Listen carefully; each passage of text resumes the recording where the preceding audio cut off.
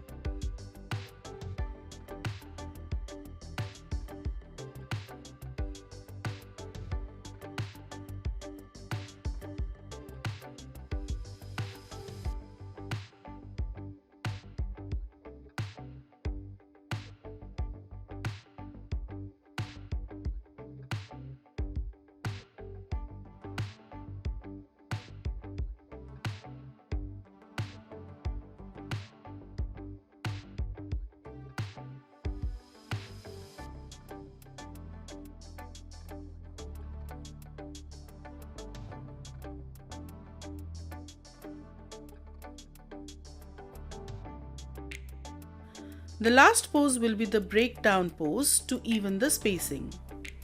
We have completed the tiptoe run cycle as we can see in the video. Hope you enjoyed this. Thanks for watching.